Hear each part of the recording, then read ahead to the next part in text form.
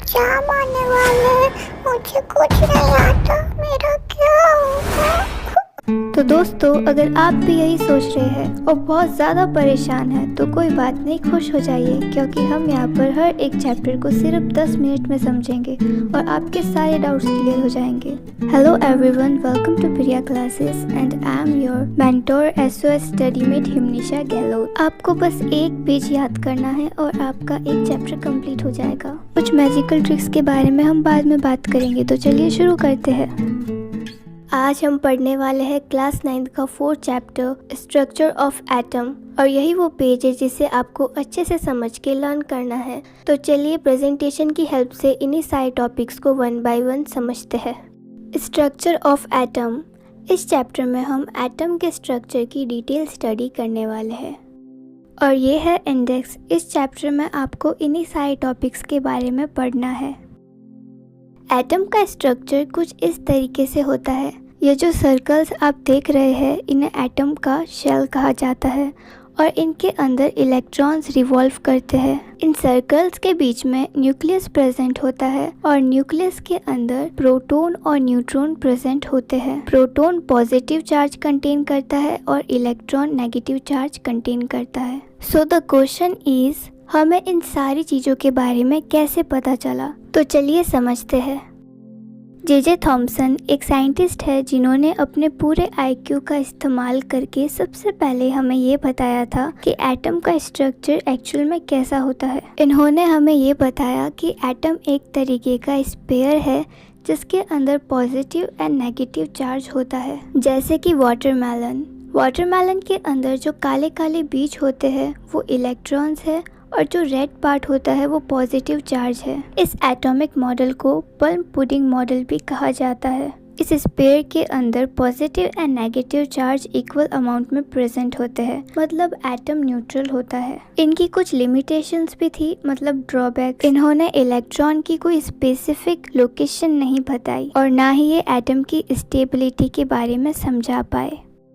आपको इस टेबल को अच्छे से लर्न करना है। एग्ज़ाम के पॉइंट ऑफ व्यू से ये बहुत ज़्यादा इम्पॉर्टेंट है। अब हम बात करेंगे रदरफोर्ड के एक्सपेरिमेंट की। इस टॉपिक पे आपके एग्ज़ाम में ज़्यादा नंबर के क्वेश्चंस बनते हैं, तो ये आपके एग्ज़ाम के पॉइंट ऑफ व्यू से इम्पॉर्टेंट है। इस एक्सपेरिमेंट को परफॉर्म करने के लिए रदरफोर्ड ने गोल्ड फॉइल ली थी और इसके ऊपर अल्फा पार्टिकल की बॉम्बार्डमेंट करवाई थी। इन्होंने गोल्ड फॉइल को इसलिए चूज किया था क्योंकि ये नेचर में बहुत ज़्यादा थिन यानी पतली होती है। जब हम हीलियम के अंदर के इलेक्ट्रॉन्स को निकाल देते हैं तब उसे ही अल्फा पार्टिकल कहते हैं, मतलब ये पॉजिटिव चार्ज कंटेन करता है। जब पार्टिकल्स रैपिडली फॉल करते हैं तब उसे ही बॉम्बार्डमेंट कहते हैं। जब अप्रॉक्स 12 और 20,000 अल्फा पार्टिकल्स की बॉम्बार्डमेंट कराई गई कुछ इस तरीके से, तब रदरफोर्ड ने ये ऑब्जर्व किया most of the alpha particles same path follow कर रहे हैं, और कुछ अल्फा पार्टिकल्स ऐसे हैं जो डेविएटेड यानी टकरा कर वापस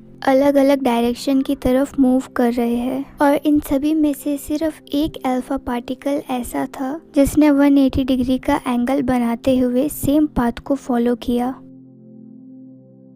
रदरफोर्ड मॉडल कंक्लूजन। एटम्स के पास स्मॉल और डेंस न्यूक्लियस होता है जो पॉजिटिव चार्ज कंटेन करता है। इलेक्ट्रॉन्स न्यूक्लियस के चारों ओर ऑर्बिट बनाते हुए रिवॉल्व करते हैं। एटम के अंदर most of the mass nucleus contain करता है। As a result of it हमें ये पता चलता है कि एटम के अंदर most of the space empty होता है। Limitations of Rutherford's model. Stability issue. दूसरे साइंटिस्ट की तरह ये भी एटम की स्टेबिलिटी को डिफाइन नहीं कर पाए थे। अगर इलेक्ट्रॉन्स न्यूक्लियस के चारों ओर रिवॉल्व करेंगे तो वो अपनी एनर्जी को लूज करेंगे। In this case nucleus unstable हो जाएगा। Radiation emission. इस मॉडल से हमें ये नहीं पता चल पाया था कि क्या एटम रेडिएशन इमिट करता है एट ओनली स्पेसिफिक फ्रीक्वेंसीज। फिर आगे जाके एटम की स्टेबिलिटी को नील्स बोर साइंटिस्ट ने एक्सप्लेन किया था, और वही हम अभी पढ़ेंगे।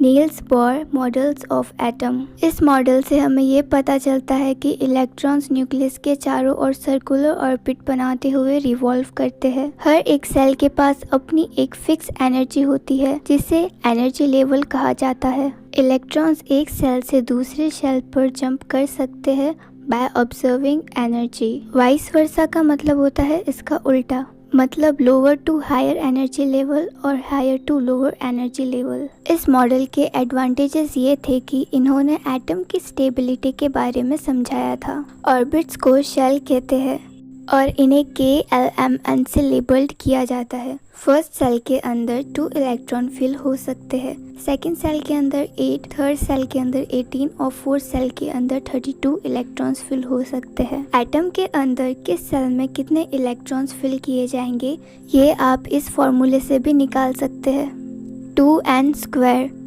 यहाँ पर n नंबर ऑफ शेल्स है। आइसोटोप्स एंड आइसोबार्स, ये समझने से पहले आपको एटम की रिप्रेजेंटेशन को समझना पड़ेगा। इस तरीके से एटम को रिप्रेजेंट किया जाता है।